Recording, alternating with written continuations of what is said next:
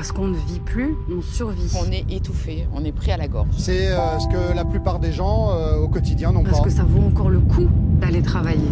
Bon, si je vous demande pourquoi vous faites des études, quelle que soit la réponse que vous me donnerez, elle sera indubitablement liée à l'avenir, à votre futur métier et in fine à l'argent. L'argent est aujourd'hui source de toutes les convoitises. C'est un vecteur de réussite sociale, un moyen de se faire plaisir, de faire plaisir à ses proches et d'afficher sa réussite. Si des centaines de millions de personnes se lèvent chaque matin pour aller travailler, c'est pour obtenir un salaire, obtenir cet argent et subvenir à leurs besoins. L'argent est au cœur de tout. C'est l'espoir d'une vie meilleure, c'est devenu une unité de mesure à part entière, parallèlement au temps et à la vitesse. En témoigne la célèbre phrase de Benjamin Franklin que vous avez tous déjà entendue et répétée, ne serait-ce que pour rigoler, le temps c'est de l'argent. Vous ne pensiez pas si bien dire, hein. Depuis la révolution industrielle, notre perception du temps a radicalement changé, car le temps est devenu un enjeu majeur dans le capitalisme. Et nous avons décidé qu'il devait être rentable, nous avons décidé de pousser à l'extrême sa mesure, son contrôle.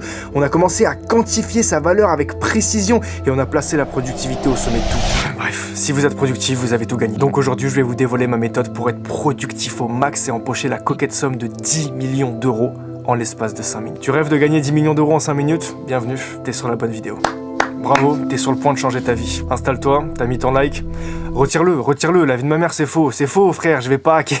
Non, y a pas de secret pour gagner 10 millions d'euros, non. Derrière chaque grande fortune se cache un grand crime. C'est même pas moi qui l'a dit, c'est Victor Hugo, non, pas. Et j'ai juré qu'il n'y a pas plus réel comme phrase. Donc, non, il n'y a pas de secret, c'est juste une vidéo FAQ, vous l'avez vu dans le titre. Je vais enlever ça tout de suite, on va partir là, instantanément. T'as vu, je vais pas vous faire perdre plus de temps. On va rentrer tout de suite dans le vif du sujet. On va parler d'organisation, de tout. En fait, c'est une FAQ, frère. Donc, il y avait une question sur l'organisation. Je me suis dit que ce serait bien d'en faire un titre pour affrioler plus de monde. Mais on va parler de... Bref, j'arrête de trop parler. On est parti. Générique.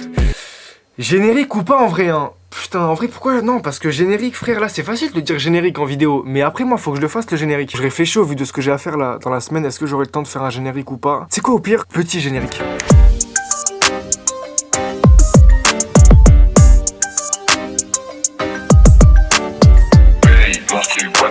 Installez-vous confortablement, comme de coutume en vrai, j'ai envie de dire, tu vois. Enfin, de toute façon, vous allez pas vous mettre mal à l'aise. Aujourd'hui, vous l'avez vu dans le titre de la vidéo, on se retrouve pour un concept inédit qui n'existe, c'est faux, c'est totalement faux. C'est une vidéo FAQ. Déjà, ça fait 5 mois que je vous l'avais promis. J'ai fait que décaler la date à chaque fois. Décaler les chances parce qu'en fait, je voyais pas l'intérêt d'une telle vidéo. Sauf qu'au bout d'un moment, je me suis mis face à mes responsabilités. J'ai reçu, frère, plus de 100 questions. Du coup, j'ai parlé, j'assume, me voici. On est parti pour cette vidéo. Comment j'ai procédé? C'est simple. J'ai demandé à Adam de me faire un mix. En fait, j'ai même pas lu les questions pour vous dire. Il m'a fait un document. Je vais passer mon compte Instagram, je vais passer mon compte YouTube, il est parti regarder toutes les questions, il m'a fait un tri, il m'a envoyé ça, et du coup je vais découvrir ça en même temps que vous et vous répondre, et on est parti, première question tout de suite.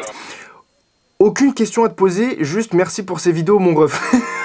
T'as vu, vous êtes sentimental comme ça dès le début, après je vais tout timorer pendant la vidéo. Vous allez dire c'est pas dynamique tout ça, arrêtez de me caresser dans le sens du poil, mais carrément en plus c'est à moi de vous remercier. C'est à moi de vous remercier à chaque fois d'être présent, d'envoyer la force. Pourquoi t'as pas de barbe?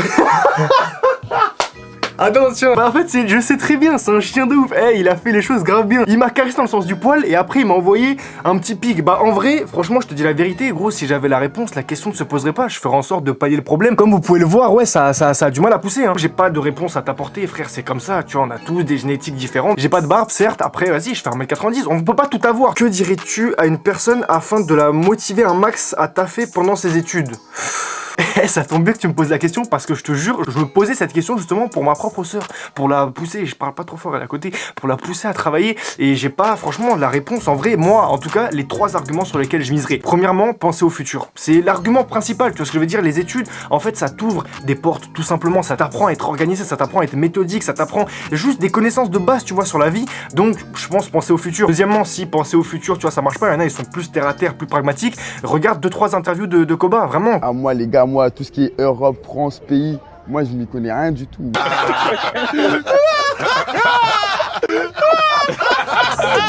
Ça peut pas être plus pragmatique, tu vois, c'est vraiment, c'est concret. Honnêtement, ça sert de faire des études, tu vois, d'aller plus loin que le bac, en vrai c'est important. Et troisièmement, si même ça marche pas, en vrai, imagine ta mère en claquette au bord de la mer, tu vois. En vrai ça je pense, c'est avec les études que tu peux y parvenir, il y a pas que les études, mais les études c'est un chemin comme un autre. Et en plus, je pense le gros avantage avec les études, j'en parlais dans une ancienne vidéo, c'est qu'il y a encore une forme de méritocratie, dans la mesure où, quand t'es dans le cinéma, n'importe sur YouTube, dans le foot, tu peux être incroyablement talentueux et ne jamais réussir. Tu vois ce que je veux dire, rester bloqué à un pallier, ne jamais pouvoir vivre de ta passion. Les études, si tu travailles et que vraiment tu te donnes à fond et que bah tu progresses, forcément tu obtiendras quelque chose. Ce sera peut-être pas le meilleur grade, le meilleur stade, mais tu auras forcément quelque chose, tu vois. Donc au final, je pense que non, c'est pour ça que c'est important de miser un minimum sur les études. Comment trouves-tu ta motivation en ces périodes un peu compliquées et la prépa a-t-elle changé ta vie au niveau social et apprentissage? Pour la motivation, je dirais que les 3 vecteurs en vrai qui jouent principalement, en tout cas pour ma part, c'est la musique. D'une part, la musique, franchement, c'est un facteur de détermination mais incroyable. Moi, ça peut vraiment conditionner toute une journée. Du coup, la musique, le sport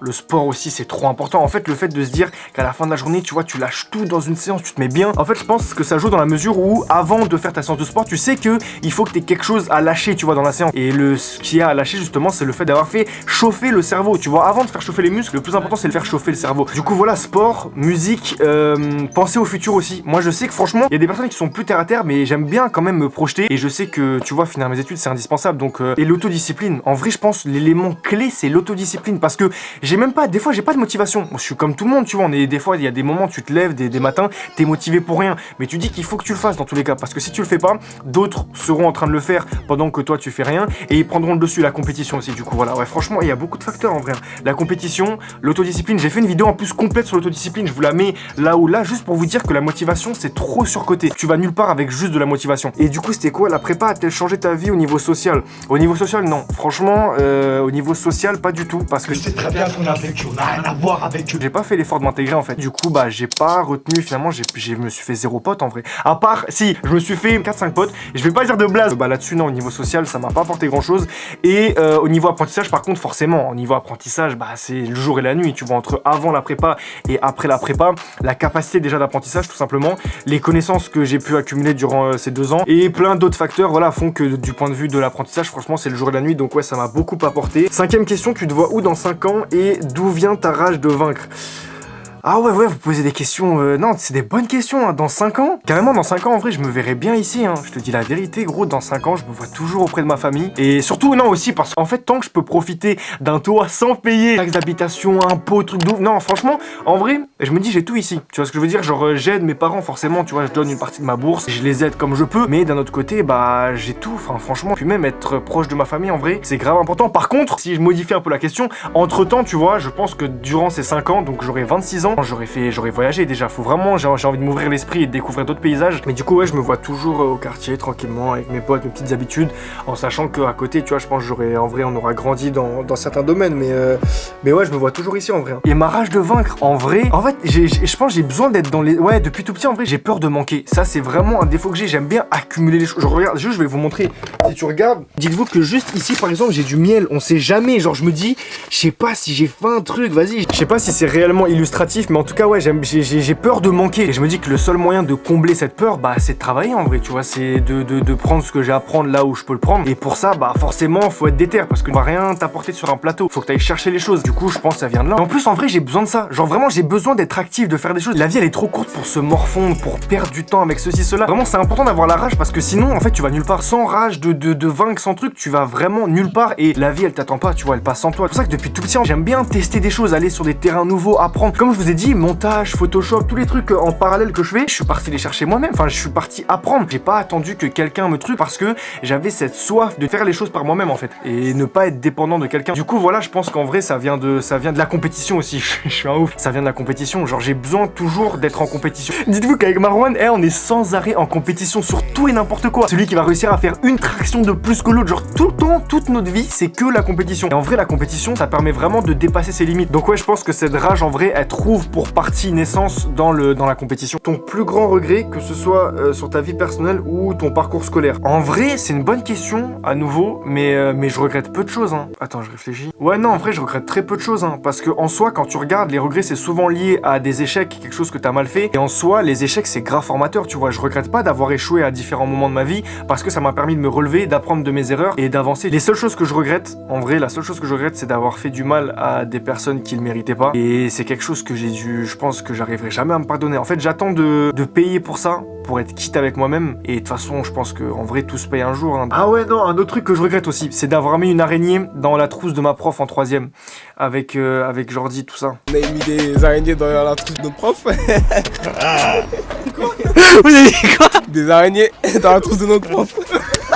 Moi, avec du recul, en vrai, on était jeunes et stupides, mais je regrette de ouf parce qu'en fait, on se rend pas compte de l'impact qu'on peut avoir quand on est en groupe sur une personne d'un point de vue psychologique. Genre vraiment, c'est avec du recul que je me rends compte que ce qu'on a fait, c'est vraiment pas bien parce que en soi, genre déjà le boulot de prof, il est pas facile et les gens ils sont là, surtout en ZEP, c'est vraiment compliqué. Ils étaient vraiment déter et nous, en vrai, on pensait à tout sauf à travailler, tu vois. Franchement, le boulot de prof, j'ai énormément de respect pour les professeurs, mais vraiment pour tous les professeurs que j'ai eu, j'ai trop de respect, vraiment, c'est incroyable. Et du coup, je regrette vraiment d'avoir fait ça. Mais après, vas-y, tu connais, on était petits, tu vois, donc. Et d'un point de vue du parcours scolaire, franchement, je regrette rien parce que c'est pareil. Le parcours que j'ai actuellement, franchement, j'en suis content et c'est que le début. Donc non, franchement, ouais, d'un point de vue scolaire, je regrette rien. 7ème question, tu veux faire quoi après tes études? Là, tu réponds à 7 questions d'un coup, donc réfléchis bien. Ça se voit, il y a eu beaucoup de questions sur ça. En vrai, franchement, même moi, c'est une question je me pose des questions moi-même sur ça. Parce qu'en fait, je sais pas, hein, en vrai, déjà, je vous cache pas, si vous avez regardé, c'est dans la dernière vidéo que j'en parle, où j'ai l'impression d'être dans une bulle en vrai. Tu vois, vraiment, j'ai l'impression d'être dans ma bulle et j'ai fait abstraction totale du marché du travail. En fait, ça me fait peur et ça me fait rêver en même temps parce que il y a tellement de portes qui sont ouvertes, tu vois, il y a tellement d'opportunités et en même temps, tu dis que bah ça se trouve, il y a aucune porte dans laquelle tu vas réussir à rentrer, tu vois, ça se trouve, elles seront toutes fermées à clé. Donc, en vrai, c'est une question qui me préoccupe beaucoup dans la mesure où c'est quand même ton métier. Plus tard, ce que tu vas faire, bah tu vas passer énormément de temps au travail, tu vois. C'est important de faire un métier qui te plaît. Mais du coup, non, franchement, je sais pas. Si, en vrai, mon rêve, ce serait d'avoir une audience suffisante pour pouvoir faire des reportages. Vraiment, ça me ferait kiffer à mort et pouvoir en vivre. Et après, derrière, aussi faire monter l'association à un point où je pourrais me verser un salaire de PDG. Là, je pense que ça serait bien. Non, en vrai, déjà, vraiment, si j'ai une audience suffisante pour faire ça et pouvoir en vivre, enfin, derrière, en fait, YouTube, comme je vous ai dit, c'est un tremplin, tu vois. Faire des vidéos, c'est cool, mais moi, j'aimerais bien voir plus loin que les vidéos. Après, on va dire que les vidéos, c'est ce qui est vraiment le plus accessible, mais derrière, on peut faire des trucs de ouf. Et moi, c'est ça vraiment que je veux. C'est aller puiser justement toutes les opportunités qu'il y a derrière tout ça pour avoir un impact positif, en vrai, pour laisser une trace positive. Mais bon, dans tous les cas, ça, vas-y, on verra dans le temps. Même si je pense que avec les vidéos, en vrai, je pourrais faire des dingueries aussi. Et c'est juste que les vidéos, c'est trop incertain et je suis pas sûr d'y arriver, alors que les études, bah, comme je vous ai dit, si je travaille, je sais que j'y arriverai. Et après, j'ai mon impact positif à mon échelle. Une citation qui t'a inspiré et marqué. J'ai juré en plus, Ekisma on en parlait il y a 3 jours. Et justement, j'ai une citation. Quand ils auront coupé le dernier arbre, tué le dernier poisson et pollué le dernier ruisseau, alors ils se rendront compte que l'argent ne se mange pas. Elle est incroyable. Vraiment, je veux rien savoir. Et voilà, carrément, guettez, pour vous montrer, tu vois, les éléments sont avec moi. Elle est trop profonde, elle est trop riche de sens. Aujourd'hui, en fait, on se concentre tout. Enfin, vas-y, je vais pas rentrer dans un débat politique encore. Après, je vais regretter. Et pourquoi la lumière, elle s'est éteinte là? Tchac, c'est bon, on est de retour normalement. J'ai réglé le problème de lumière. Ouais, bah la citation, franchement, dire de plus, elle est incroyable. En fait, elle te fait cogiter. Je te jure, tu te poses et tu te dis, mais en vrai c'est tellement réel. Genre tout ça, pourquoi faire au final? À quand Madame Yoa de Zen? Voyons, sinon grosse force à toi mon ref. T'as vu, tu poses des questions qui fâchent à BD. Non, en vrai c'est pas pour tout de suite, hein. C'est vraiment pas pour tout de suite parce que j'attends d'avoir une situation stable et surtout de remplir mes objectifs. Après ça on verra. L'événement de 2020 qui t'a le plus marqué? Ouais, vous faites des rétrospectives. Franchement, comme ça, à chaud, genre sans avoir réfléchi à la question, je dirais que c'est le fait d'avoir pu mettre bien ma famille. Alors, vraiment, déjà, je fais référence à la vidéo forcément avec ma soeur pour son anniversaire parce que ça, c'était pas possible avant. Je vous cache pas, YouTube, ça m'a ouvert tellement de portes en vrai, c'est incroyable. Que ce soit au niveau de l'association, même vous pourrez regarder pour le site internet, les trucs comme ça. Genre tout ça, c'est grâce à YouTube en vrai, grâce au Discord, grâce au truc. Et là, tu vois, si j'ai pu l'amener comme ça, faire du shopping, en vrai, c'est grâce à l'argent YouTube. Donc je pense vraiment l'événement qui m'a le plus marqué en 2020, ça a été la fin de la prépa aussi. Même si je fais une 3e année, on va dire que là c'était vraiment la fin de la prépa. Et le fait d'avoir signé les premiers contrats, les partenariats, tout ça, et d'avoir touché les premiers chèques sur YouTube, hein. En vrai c'est vraiment un accomplissement, tu vois. YouTube, ça fait longtemps que je fais ça. Et là, le fait que ce soit de plus en plus concret, franchement ça m'a vraiment marqué. Et j'étais grave content, ça occupait vraiment une partie de mon esprit, on va dire. Je pensais de ouf à ça. Donc non, je suis content et encore une fois c'est grâce à vous. Du coup j'en place une gros cœur sur vous. Vraiment parce que, bah encore une fois, la force c'est vous. Et sans vous, il y aurait rien de tout ça. Donc vraiment merci. Tu vas faire des vidéos playlists. Oh là, mais gros, merci de m'avoir posé cette question. La vie de ma mère, incroyable, vraiment, c'est obligatoire. Franchement, la musique, je vous dis la vérité, hein, pour ma part, c'est vraiment un instrument salvateur. Genre, je sais pas comment expliquer, c'est comme je vous ai dit, ça peut conditionner toute une journée. Genre vraiment, en fait, je peux être dans un mood où je vais avoir aucune détermination, rien, j'ai envie de rien. J'écoute une musique, j'ai envie de tout niquer. Genre vraiment, c'est ça en fait, ça a un impact, c'est trop. Sans musique, je suis perdu. Je vous promets que sans musique, je suis perdu. Donc non, 100%, je vais refaire des vidéos playlists. En plus, la dernière vidéo playlist, je la mets encore une fois à droite, à gauche. Elle avait bien marché, elle avait fait je crois 8000 vues, un truc comme ça. Et à part que ouais, ma soeur elle voulait que je la supprime, je parle pas trop fort parce qu'elle est à côté. côté. Donc là-dessus, tu vois, j'ai eu des petites galères, mais au final, elle est toujours en ligne. Allez la voir tant que j'ai pas des galères avec elle, droit d'image, tout ça, elle me parle de trucs de ouf. Elle est même pas en droit. Elle sait pas que, tu vois, je lui ai fait signer un contrat avant, implicitement, où elle renonçait à tous ses droits. Mais bref, et on passe à autre chose. En tout cas, c'est sûr, vidéo playlist à refaire 100%. Si tu devais citer 3 personnes qui t'inspirent actuellement, qui seraient-ils? 3 personnes qui m'inspirent, franchement, je vais pas aller chercher midi à 14h, hein. Ma mère, mon père, leurs parents et Nikola Tesla. Je suis un ouf, ça fait combien? Ça fait... Ça fait 10 personnes, non en vrai vraiment, mais mes parents ils m'inspirent de ouf, vraiment, sur tout un tas de points, ils m'inspirent énormément. Leurs parents aussi forcément, parce que c'est leurs parents qui leur ont inculqué, tu vois, leurs principes, leurs valeurs, et une partie de leur savoir, tout ça. Et Nikola Tesla pour la passion carrément, genre vraiment pour la passion, parce que c'était un génie, et aussi parce que c'est injuste en fait, il a une vie qui était profondément injuste, et j'ai un grand respect pour ce grand monsieur, qui est, soit dit en passant, serbe, bien sûr. Non, c'est vrai que ça joue pour partie, le fait qu'il soit serbe, mais du coup voilà, mes parents, leurs parents, et Nikola Tesla. Tout est venu l'idée de créer une association. Continue, t'es le boss. Ah, c'est vous les boss. Sans vous, il y a rien du tout. Mais du coup, franchement, l'idée de l'association, en vrai, elle me travaille depuis pas mal de temps. Et je pense que ça remonte à mon enfance en vrai. Hein. Ma mère, faut savoir qu'elle donnait tout le temps. Elle donne tout le temps des pièces, même des billets. Des fois, j'étais subjugué, frère. Et non, elle a toujours eu cette volonté d'aider les autres. Pareil pour mon père. Donc du coup, je pense en vrai, ça vient de là. Et après, dans ma vie, tu vois, j'ai toujours voulu aider. Sur même, je me rappelle, pour le Samia, Louise, tout ça. Rappelez-vous si vous regardez la vidéo, les révisions du bac. On révisait ensemble ça. Moi, je kiffais de ouf. J'aime trop aider en fait. Et du coup, bah, je pense qu'en vrai, ça vient de là. Hein. Ça vient du fait que j'ai besoin d'aider. Enfin, en fait, je me sens utile. C'est humain. Et du coup, bah, je pense qu'en vrai, ça vient de là, ouais. Je m'en rappelle, la toute première action que j'avais faite, c'était avec Benenova. On était passé par une plateforme avec Félix et on était parti dans un centre pour enfants handicapés. Et on avait passé une soirée avec eux, tout ça, on avait animé. Et je vous jure qu'en rentrant, genre pour de vrai, hein, je vous jure, j'ai pleuré. Et en fait, je sais même pas si c'était de la joie ou de la tristesse, mais vraiment, je suis rentré. J'avais quoi? J'avais 16 ans, je crois, un truc comme ça. Et vraiment, j'étais pas bien. Et j'oublierai jamais ce moment-là. Bref, du coup, voilà, c'est venu un peu de tout ce mélange. Et je me suis dit que j'aimerais bien, tu vois, agir à mon échelle, d'avoir plus de liberté dans la manière dont je mets en place les actions. Parce que j'avais d'autres idées qui n'étaient pas proposées par les associations. Et je voulais vraiment organiser ça en famille, de l'intérieur. Du coup, voilà, c'est venu de là. Et c'est grâce à vous, encore une fois. Donc, en vrai, merci. Hein. Question numéro 15. D'où t'es venu Non, ça j'ai déjà lu ça. Un film, livre, documentaire, série préférée qui t'a apporté quelque chose. Et que fais-tu dans les moments d'angoisse ou dans les périodes difficiles? Attends, why?